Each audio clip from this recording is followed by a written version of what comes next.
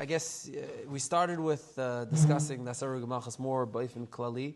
We kind of, I guess, ended up discussing Rabbi Akiva, which is, an appropriate place to end up. Now, I wanted to go into Rabbi Akiva a little bit in more detail today.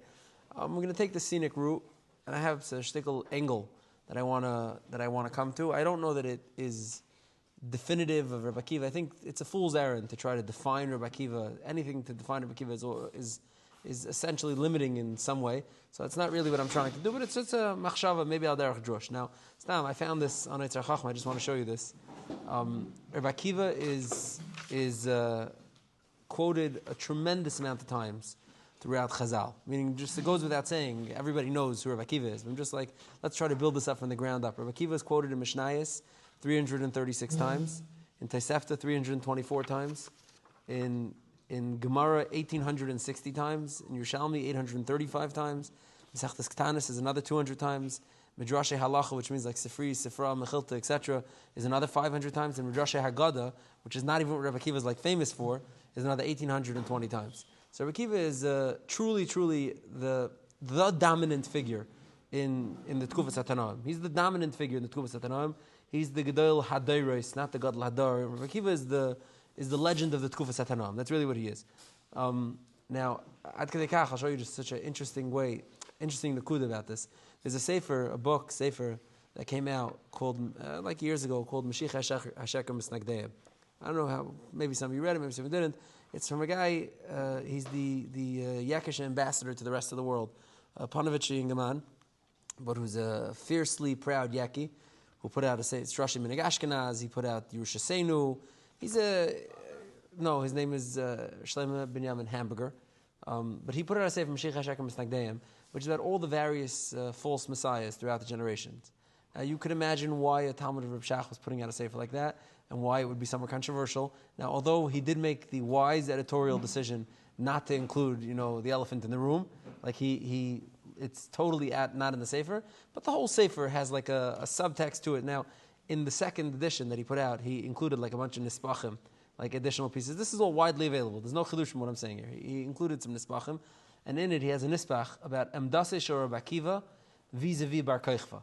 Meaning he includes Bar Kochva in his list of Mashiach HaSheker, and in the article where he includes Bar Kochva and Mashiach HaSheker, he writes that Rabbi Akiva, V'af Rabbi Akiva, who was Noisei Kelyev Shabbat Kochva, which is a nusach in the Gemara. Our Gemara doesn't say that, the Gemara Sanhedrin, but there is a nusach from the Ga'ainim, a girsa from the Ga'ainim that does say that. The Rambam seems to be quoting Yena girsa of the Ga'ainim. The Rambam's Gemara might have been a Ga'ainish Gemara, not a, he writes that Rabbi Akiva believed that Bar Kochva was Mashiach, and he made a toyus in this. Now, in the effort to discredit the Sefer Mashiach HaSheker Misnagdeim, there was a lot of literature that was written to discredit, and one of the things that was harped upon was this nakuda. How dare you say Rabbi Akiva made a mistake? Meaning, how could you even chalam to talk like that? Like the words, Rabbi Akiva made a mistake, he says. I read you, he says, Beperika bar Koziva, Havanu es ha'uvda ki Rabbi Akiva Gadol Chachmei Yisrael Hutta. Rabbi Akiva, who was the Gadol Chachmei Yisrael, he was misled. Yesh shetamu, Ketzad nitan leimel Rabbi Akiva ta. Tainazu, he says, Hela b'mleicha rifusa, pulmusin shemach masibis muvanos, bikish la'er alamita shal seif Mashiach HaSheker Misnagdeim. He says this was ma'er, a lot of pulmus by various circles who had reasons to dislike the sefer. Echad adayvim harashim shal tnu Mashiachas kazeves b'dereinu. That's b'syachs l'kach ton shezeh espatas psula. Echi tachan lemer Rabbi Akiva v'chol chachmei derei toho ba'alach l'maiser rachmana litzlan. Echaf shel esvata kacha Rabbi Akiva. Says the taina they had him is, how could you possibly say this about Rabbi Akiva? Now the rest of this article is completely not interesting to what we're talking about. It's not relevant to what we're talking about. It's more the framing of this as like this was used. This is something that could invalidate an entire sefer. Meaning one word that says "Va'af Rabbi Akiva Hutta" is enough to passel a sefer. 1900 years after Rabbi Akiva's death. Meaning just to like frame kilu the Rabbi Akiva. Meaning Rabbi Akiva is Yena Darga, that one word. That now he goes on obviously over here and he brings 20-something places throughout the Rishonim and Achronim, 27 places amongst the Rishonim and Achronim where he shows exact quotes of somebody saying that Rabbi Akiva was misled about Bar Kochva. So he says it's an acceptable turn of speech. You're allowed to talk like that, and then whatever. It just caught my eye. This is like a interesting way of like highlighting the status of Rabbi Akiva. Now, there's so many nakudas to talk about over here, but I said we're taking the scenic route. So I want to handle I'm going to start backwards. We'll get into Rabbi Akiva's life, and it's a room full to me. You don't even tell you before she Gemaras, but so many of these things are referenced in Chazal in so many different ways. Sometimes it could come up 3-4 times in a different medrash, in a Bavli, in a Yerushalmi, in a medrash, in Mishlei, this, that. And I'll try to just say over some of the interessante Sachen of Rabbi Akiva's life and his death and whatever. But before that, I just want to frame it in a certain nekuda like this. I've mentioned about this in the past. There are Gevisa Talmidei Chachamim who, to say it, there's no better way to say it. There are Gevisa Talmidei Chachamim that nobody likes. Meaning, and what I mean by nobody likes, I mean, back up the clock to, the 1800s, and there was Maskilim and Chasidim and Misnagdim and whatever. There are Gevisa Talmidei Chachamim that nobody likes. They're not enough Hasidish to be Hasidish. They're not enough Maskilik to be Maskilim. They're not enough Litvish to be Litvish. Nobody likes them. And there's a whole. One day I should write a book about the Rabbanim that nobody likes, because they're all gross to mention, who left major legacies and big contributions. But b'chayim, they had a very hard time being mastader in the societies that they lived in. We've spoken in the past about Maratz Chias. He's one of them. The Malbim is another one of these who just had a very. Maybe another example. Yeah, the Malbim had a very hard time finding a place in his dar. Why? Because the Malbim was a Kaidim Kol, an incredible genius, a phenomenal Talmid Chacham. He was a Yassim, a little young child. He was raised by his uncle. He became a big Talmid Chacham. He obviously had a Rizig Kishrin. He got married at 14 years old, and he was promptly divorced, I think, within a year or two after that. Then he wandered a little bit. Eventually, he got married again. He got a Steller. And his his first 2 svarim that he put out were Artzis Achayim and Artzis, I forget, 2 svarim. One's on Shulchan Aruch, on Arachayim, which, had he completed it and finished it, it would probably be a mainstay on the shelf of anyone who's learning, Shulchan Aruch. It's a beautiful, beautiful sefer with, 2 biurim and pirusha, and like a beautiful sefer on Shulchan Aruch and Arachayim. It only got the chveis to Simon Mem something because he abandoned the project. And the second project was drushes, which were beautiful and elaborate, and his use of language and his turn of phrase and his wit. He was incredible genius. Now, at a certain point in his life, he realized that the Melchemes Hashah, the thing that needed to be addressed was the reform, conservative, not even maskilim, but reform, conservative, and also maskilim, meaning like needed to be addressed. But the Malbim wasn't kanoi yell. That wasn't his style. He met them where they were and addressed it there. Meaning, Moses Mendelssohn Ramad put out a sefer called The Beer on Chumash. It's a German translation of the Chumash with biurim and pirushim, whatever. And Moses Mendelssohn himself kept all of the Shulchan Aruch. In his beer itself, he was makbid not to argue in Chazal. He was cautious. He was careful. He threaded the needle. Moses Mendelssohn didn't do anything, openly that would get him like in big trouble. Now, obviously, his bakayachs and all the future generations of various reformers and conservatives and maskilim and etc. showed where it ends up. But what he created was a brand new worldview of how to look at psukim, how to analyze the psukim, and how to darshan, and how to taich, and how to look. And it was attractive to people. It was written in German, which was the language the Chachamim spoke. It was written actually in High German, not in easy German, but fakert. Sometimes that has like a certain ear of sophistication. It brings people in more. It's like, come where the Chachamim are, come where the Chachamim are and do Chachmadik things. So it was a dangerous weapon that was spreading around. Now, what's interesting is, Hassan just pointed this out. We talk about Moses Mendelssohn. So the Chassam Sofer didn't like Moses Mendelssohn at all, which would not be a big chiddush, right? There were those who wrote to him actually nicer than the Chassam Sofer. For example, Rabbi Yaakov Emdim calls him, HaGoyin Gadol. There are people who write to him more nicely. The Goyin, seemingly, at least the beer, the Goyin wasn't harshly against it. The Tzlach, before he was very against it, might not have been so against it. Eventually, the Tzlach was very against it, but the Chassam Sofer was, of course. And what's interesting to me, what's fascinating to me, is that the Chassam Sofer, what exactly the Chassam Sofer held about the beer is like a little bit of a gray area. The Chassam Sofer didn't write in any of his tshuvas or any of his drushes, like what he held exactly about the beer. There's a tshuva, it's printed in Likutei Shut Chassam Sofer, like an extra volume. It might be in the nice new ones, I don't know. I know it's here. It's a tshuva from the Ram Shik, who's writing to Reb Hillel Kalamaya. These are all fellow Talmidim of the Chassam Sofer. And Reb Hillel Kalamaya wrote to ask him for his opinion, haskama, whatever, on 6 or 7 nidainim that were going on. And he goes through every nidin, he gives his answers. Then in the end of the tshuva, he says like this. It's a tshuva from the Ram Shik. He says, Dash l'chasnoi talmidi harav hamuflig acharetz v'shanan Reb Akiva Yosef niriyar. Regards to your son-in-law, Rabbi Akiva Yosef, that's Rabbi Akiva Yosef Schlesinger, who in his own right grows up to be a very controversial individual on his own. He moves to Eretz Yisrael, gets in, but eventually everything, all's well that ends well. But he's a very controversial figure in his own right. But he says, Dash l'chasnei talmidi harava muflig, Rabbi Akiva Yosef Schlesinger, asher bikesh mimenu l'haydi eloi. He wanted me to tell him, im hayadati lifnei anshe, something be'inyan hashlacha sefer ramad. He said he heard in my name that the Chassam Sofer threw Moses Mendelssohn's beer on Chumash on the floor, and he wants to know if it's a true story. This is the shaila that Rabbi Akiva Yosef asked the Maram Shik. So Maram Shik says, "Hine leina shalti mishum adam alzeh." Fake story. No one ever asked me this. This is not something that I ever said. No one ever asked me this question. Marti l'shum adam. Yinik shirisi zeh kasav marti believe shezeh einei emes. V'hamagid higzim. Like as is the way, people sometimes exaggerate. He said, "This I never answered. I never told this to anybody. Nobody ever asked me this. This never happened. It's aguzma." He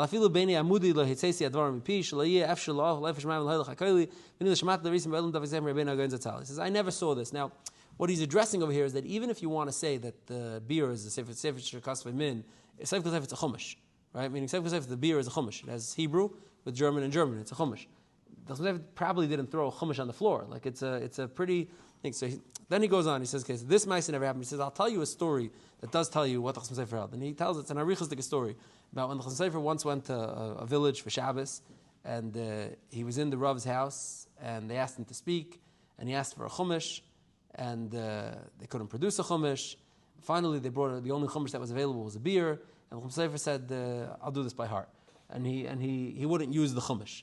And then someone asked him, he says, "What's wrong with the chumash? There's no kfir in the chumash."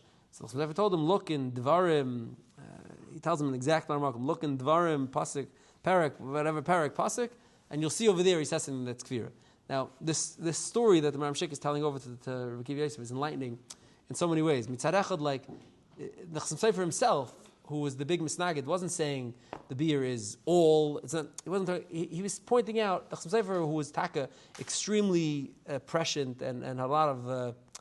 He was able to see around a good few corners. Saw where? What did he say?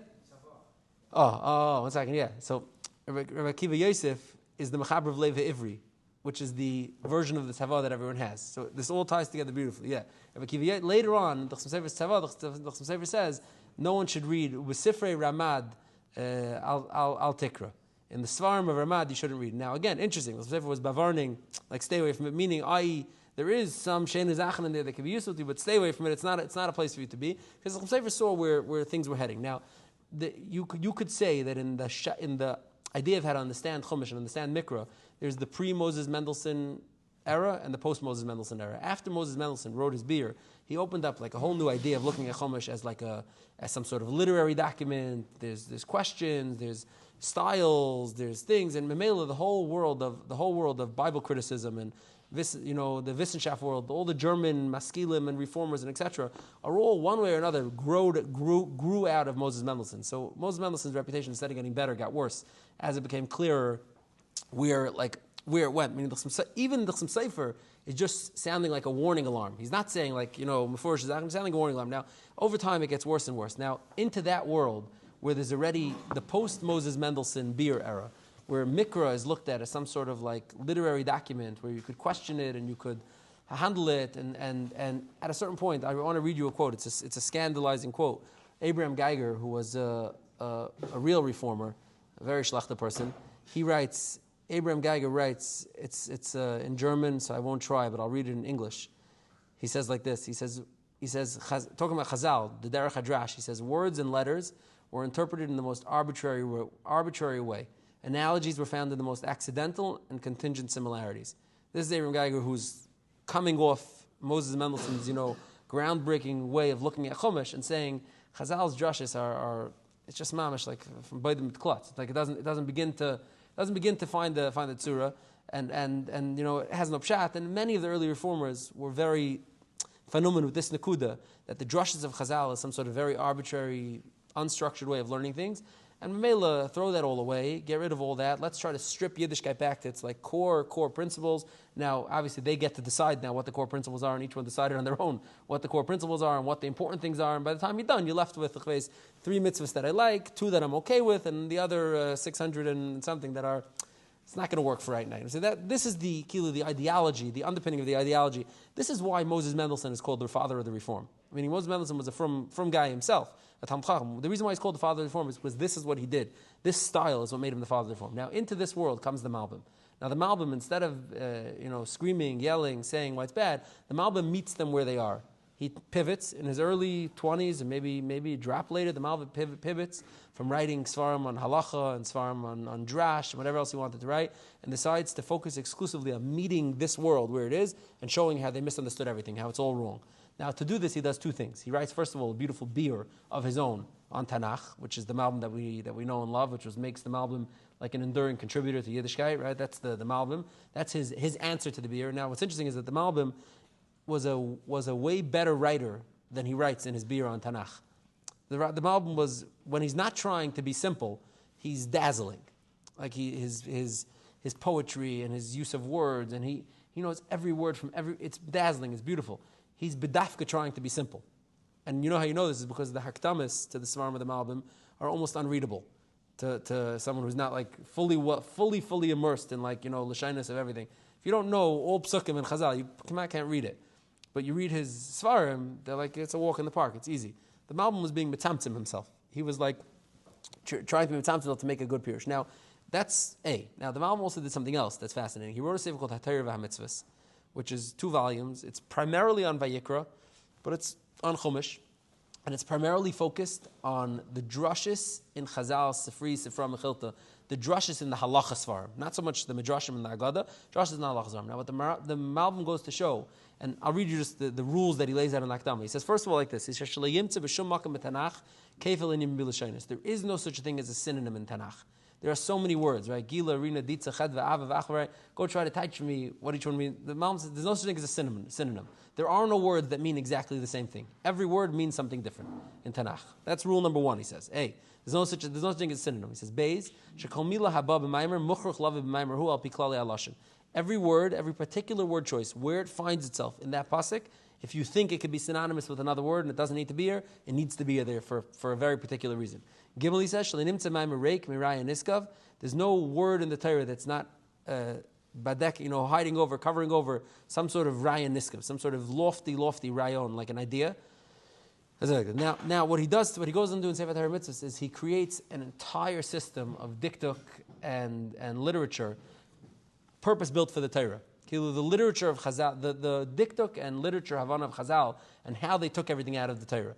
And he goes to show you how every single drasha and every single mitzvah and everything was like muchach minei ubei from the words. If you just know how to read the words, it basically says there was a lost art. There's an art that Chazal had a long time ago of extracting all drashas from the Torah, everything. It was something that was lost or dissipated over the Deiris, and he's going to recreate it, but he's reverse engineering it, meaning he doesn't have a sefer that tells you the rules. He says, here, let's look at the finished product, and I'm going to figure out what the rules were that got to this finished product. So it ends up being that he has hundreds of diktuk rules that don't come from anywhere else, that aren't known. And other Svarim, other Achronim of his day argued with him. Rav Shimshon Hirsch didn't like it, and Rabbi Yaakov Reinis didn't like it, and the Tziv didn't like it. But each one of them in their own way, in their own thing. But what the Malbim was doing is he was meeting this world of like Bible criticism and Haskalah and reform, meeting them where they were and showing how all of Drashas Chazal is a system that grew out of the Psukim on their own. It's Minei Ubei, and if you just don't understand it, that's where it comes from. Now, why is this relevant to Shmuz today? Is because that was what Rabbi Akiva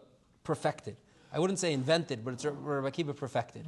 There's many Gemaras throughout Shas that show Rabbi Akiva arguing with his Rebbeim afilu, with Rabbi Shua, with Rabbi Eliezer, with his Talmud Chaver Reb Tarfon, with many others throughout Shas. Rabbi Akiva is from the most innovative darshanim in Shas. Rabbi Akiva is Agiret, the S, and that Rabbi Akiva, we'll go through his life a little bit, who he learned by and where he makes the break and whatever. But Rabbi Akiva is from the most innovative darshanim in Shas, and he's the one who builds the system that our entire Mishnayos and Shas is built upon. Meaning all the drashas that the Malbim is coming now to reverse engineer and figure out how they work, it's Mishnasei Shel Rabbi Akiva.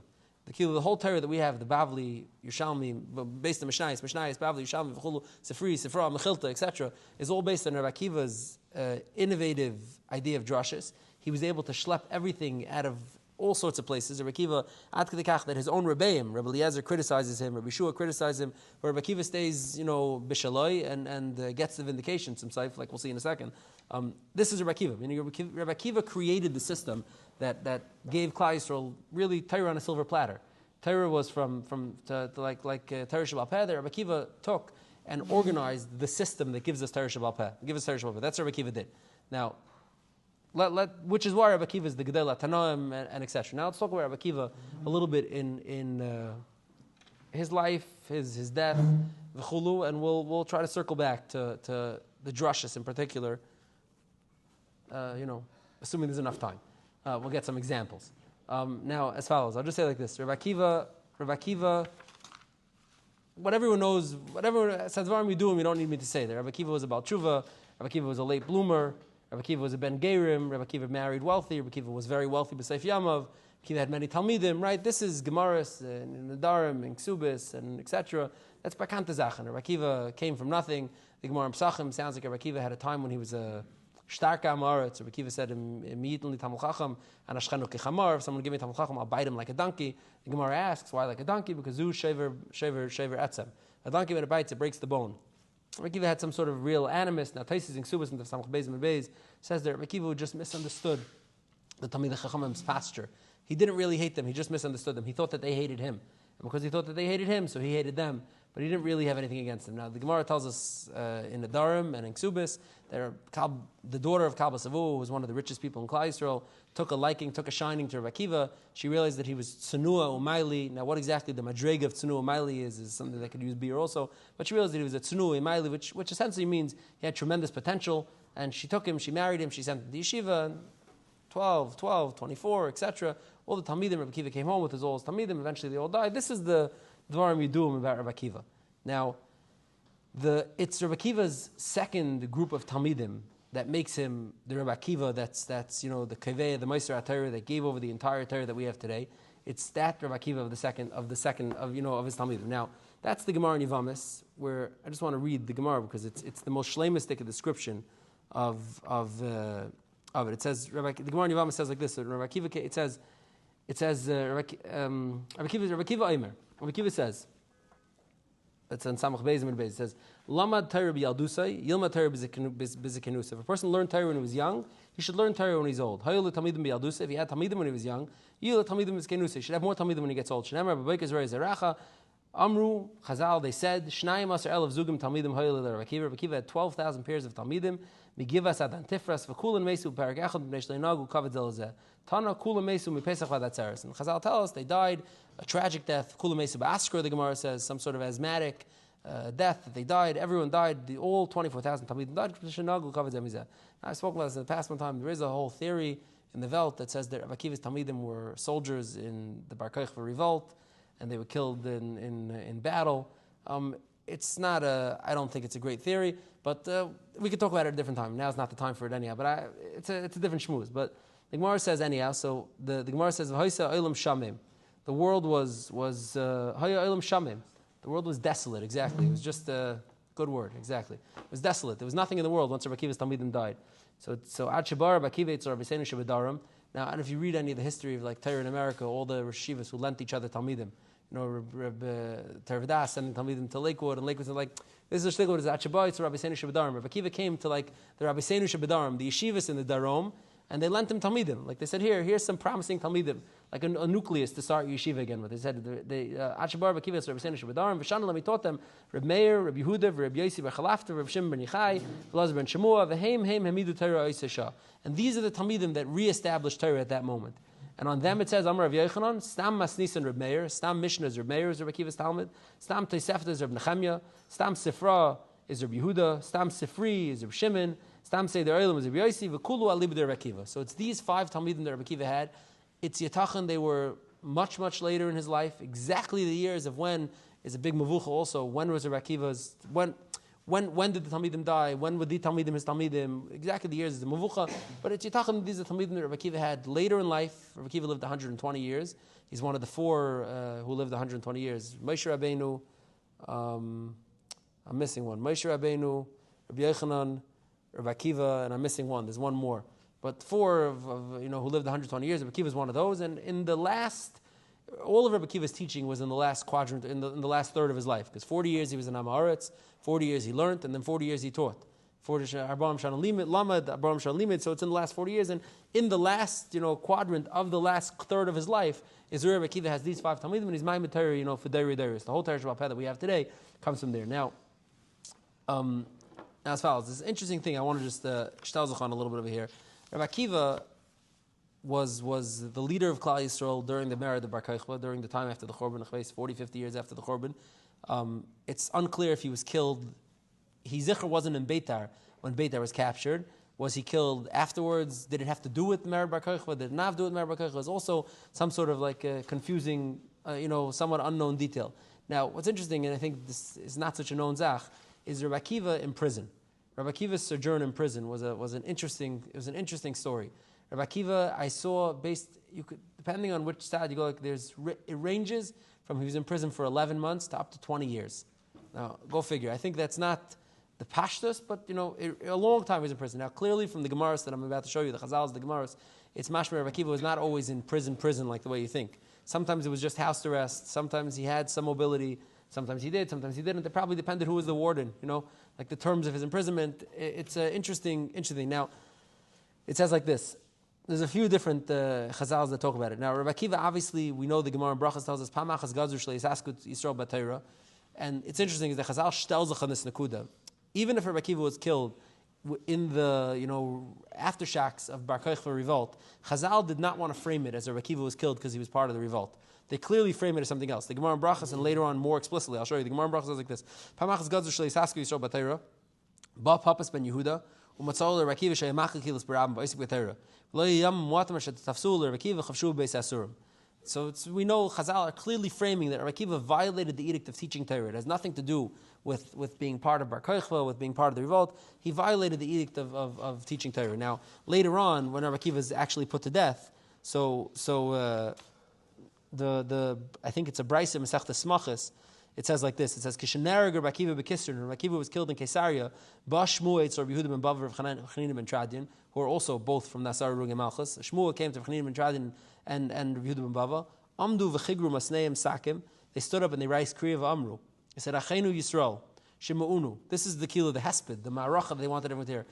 Our brothers, listen. Leinarag Rabbi Akiva al shenechshad al gezel. Rabbi Akiva was not killed because he was nechshad al gezel. V'le'yosh al le'amu b'Torah b'chol koichai. Leinarag Rabbi Akiva el le'mayfis. Shnemer v'hoyi chaskel lechem le'mayfis k'chol asher asa tasa. Fine. Meaning the Chazal were insistent on not framing Rabbi Akiva's death as having to do with the Mered Bar Kokhba. You see, this is a Medrash in Mishlei, in Masechtas Malchus, and I think it's also in a Medrash in Mishlei, but the Gemara is saying its version, but Achmanu Chazal are clearly shtaling on this nakuda. Now, while Rabbi Akiva was in prison, so a big portion, there's many Gemaras or Chazals that discuss him being in prison. For example, the Gemara in Pesachim and Daf Beis tells us, Chamisha Dvarim Tziva Rabbi Akiva Shimon ben Yochai K'shei Chavish Beis Asurim. Rabbi Akiva was in prison at the end of his life. Rabbi Shimon ben Yochai was already his Talmud. That's the second group. It says 5 things he taught him, and the Gemara tells us interesting. Amalei Rabbi Lamdeini Torah. Rabbi Shimon ben Yochai comes to the prison. You have to picture this in your mind a little bit. Rabbi Akiva sitting in a prison somewhere in northern Eretz Yisrael, or maybe Caesarea already, probably Caesarea where the Romans were headquartered. Rabbi Akiva sitting in a prison, and Rabbi Shimon ben Yochai, it probably wasn't so easy. He snuck in or he snuck close, and he comes to the window and he says, Rabbi, Lamdeini Torah, teach me something. I'm starving. I need something from you. So he says, Amar Rabbi Akiva says, Eini melamdecha, I'm not teaching you. Now, Pashas, Rabbi Akiva didn't want to teach him. He didn't want to endanger Rabbi Shimon ben Yochai, who later on we know how that went, right? He didn't want to endanger Rabbi Shimon ben Yochai. Like it's dangerous to be teaching Torah. Rabbi Akiva is already in prison.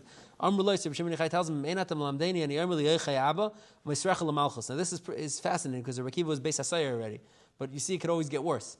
He says, if you don't teach me Torah, I'm going to tell Yochai, my father, I'll get another charge. I'll get you another felony. I'll get you something that you didn't think of. Like he threatens him.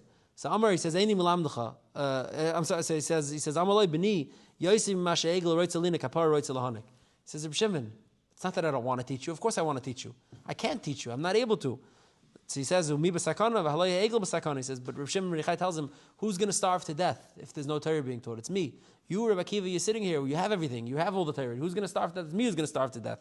So Amalei b'kashta lechanik, he tali bilan Gadol. He gives him a few different members that he gives him, a few different shtiklach that the Gemara Pesachim says, 5 things that Reb Shimon ben Yochai got from Rabbi Akiva v'shas he was in prison. That's it's a beautiful story. Like when you break it down, when you put it into context, like of where Rabbi Akiva is holding in his life and the time and the frame and who these people are. This is the story. Now, there's a fascinating Yerushalmi.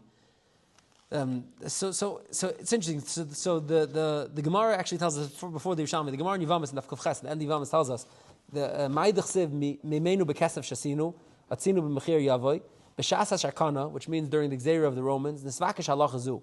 They had a shaila as follows: Rishiyatzu Mirishim Beget Misheni B'Min, a complicated Yevama shaila. So they didn't know what the answer should be. Sachru Adam Barba Mei Zuz. They hired someone for 400 zuz. V'Shalu Ser Bakiva Beis Asurim.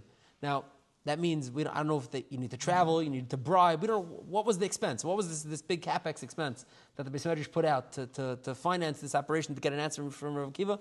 Beis Medachnish, something. It cost a lot of money to get an answer from Rav Akiva. Shalu Ser Bakiva Beis Asurim v'Aser.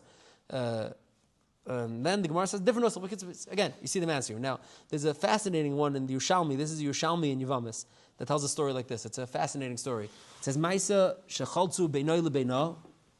There was a story that a chalitza was done beinoi lebeina. No edim, no dayanim, no edim. Ba ma'aser lefnei Rabbi Akiva vehechsher. Ulebeis asurim ba ma'aser. The story was in the Beis Asurim. This is Yerushalmi says the Beis Asurim. Now how does the story go as follows? It says like this: Yom Echad. One day, Avar Lefnei Beis Hakala, it's Rabbi Yochanan HaSandler. I'm sorry, Rabbi Yochanan HaSandler, Avid Garmei Reichel.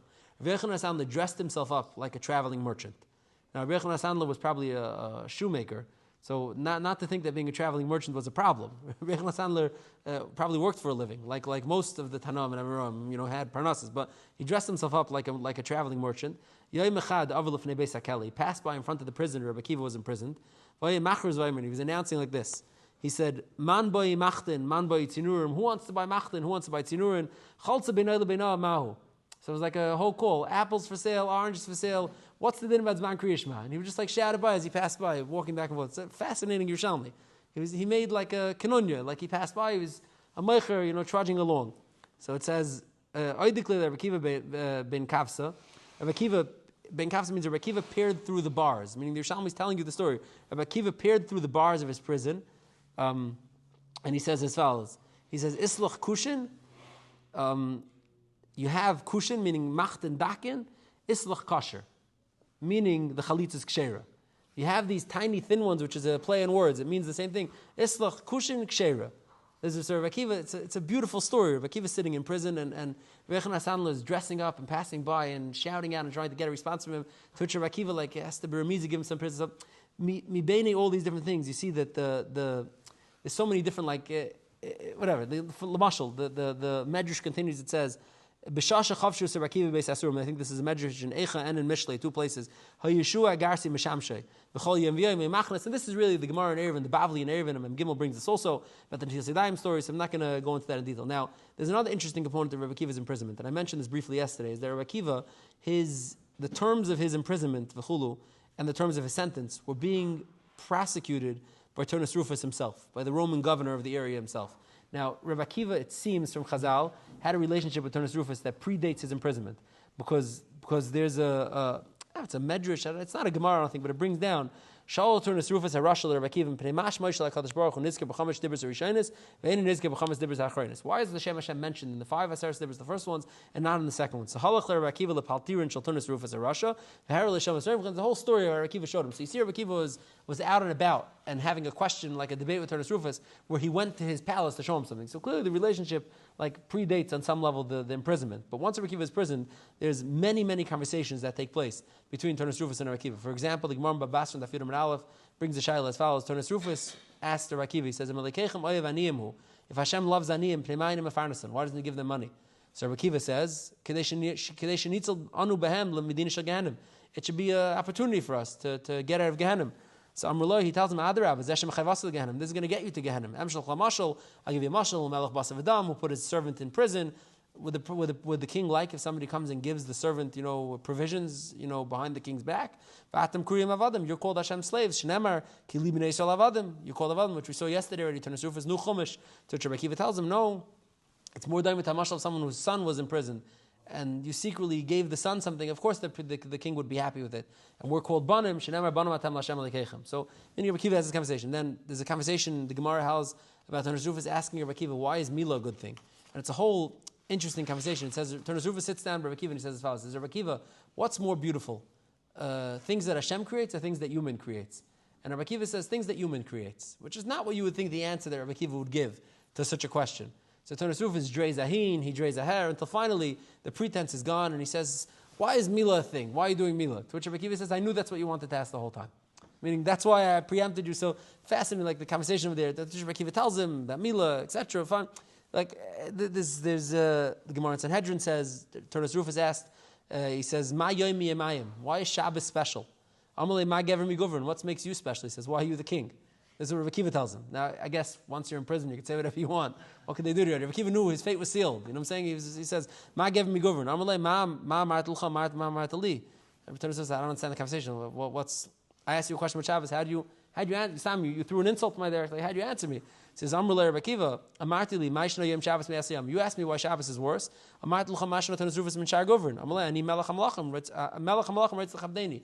Torah Zruva says, I have a divine right. Obviously, Hashem wanted to be Mechabed me. That's why I'm the king. Hashem put me in this role. Amalei Rabbi Akiva, Melech HaMelachim Reitz L'Chabdeini Yisrael Shabbos. Hashem wanted Klal Yisrael to be Mechabed Shabbos also. So he says, Im Kein Lama Hu Yisim Melacha. Why does Hashem do Melacha on the Shabbos? Hashem's doing Melacha because the world's running, rain is coming, Mari Dikshamim, Mazriya Chama V'Levana, Medashim Peiris. Everyone's the world is running as it is. If Hashem likes Shabbos much, why doesn't he keep Shabbos? Rabbi Akiva tells him something interesting. He says, Yedei Anisha at the Baki B'Terasin Shalivrim. I know you're a Shtikal Hamar Chacham Torah Zruva. You know some learning, he says. I'll ask you an Erevin question. He says, Shnayim Hadarim B'Chatzer Echad. Two people live in a Chatzer Echad. Amein Zen Nois and Erev, Shem Mutar Milan Talta B'Shabbos. If only one of them contributes to the Erev Chatzeris and the other one doesn't, are they able to carry on Shabbos? So obviously it's a Meforsh din in Hilchos Erev, and Torah Zruva knows this. He says no. So Rabbi Akiva says, what about if only one person lives in the Chatzer, but it's a very big Chatzer? Could he carry in there? He says, yeah. He says, okay, Kadosh Baruch Hu has the whole Chatzer for himself. He can do whatever he wants. It's not Shabbos and him. This is Rabbi Akiva. There's Nacha Medrash. And there's so many more of these, like Midrashim that describe the stories. Now, ultimately, we know the story of Rabbi Akiva. Rabbi Akiva is taken out to be killed. Torah Zruva himself is overseeing the killing because the Gemara in Brachos and the Samachalov tells us that when Rabbi Akiva is seemed to be okay during the fire, Torah Zruva says, either you're a menachish or you're crazy. Either you lost your mind or you're a Bal Kishif. How does it not affect you? Rabbi Akiva tells him, I'm neither loy cheresh ani, meaning I'm not a mechashif, which we know these famous words. Rabbi Akiva says, my whole life I waited for the opportunity. I shouldn't do it, and that's Rabbi Akiva's, ultimate death as one of the Asar Urugim Malchus. Now,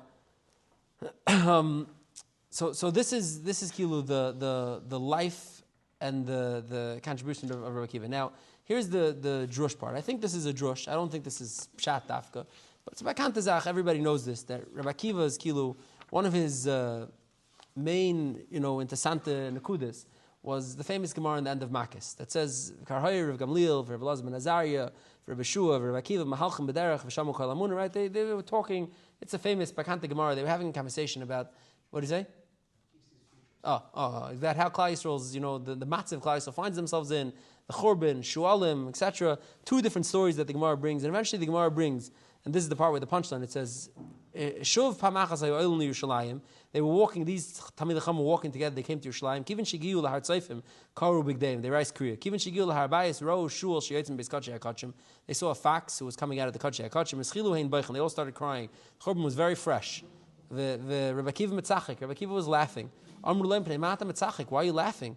Amru Lehem Pnei Matam Beichel, why are you crying? Amru Lehem Makam Shekaseh Bevazar Kar of Yumais, Achshav Shualim Holchem Bay, a place where it says Hazar Kar of even a Yid who's a Zar who goes there gets put to death. Now, Stam, rabid animals jackals are running around in the Kodesh HaKodashim. V'lei nivke, we shouldn't cry. Amalam lekachani mitzachik. That's why I'm laughing. The Chsiv, he brings a whole drush over here. V'idel li'edim, again, it's a drasha, and he says, until I saw that it was Niskayim Nevuasa Shel Zachariah, and Nevuasa Shel Uriah, he said, Misyar Shel Niskayim Nevuasa Shel Zachariah. Achshav Shel Niskayim Nevuasa Shel Uriah, but Yedua Shel Nevuasa Shel Zachariah Miskayamis. B'lashan Hazeh Amru, Akiva Nechamtanu. Now, it's yitachin that this is just a conversation, and this is just a one-off. But it's more mistaver that this Gemara is highlighting Kilu, a mahalach of Rabbi Akiva, a worldview of Rabbi Akiva.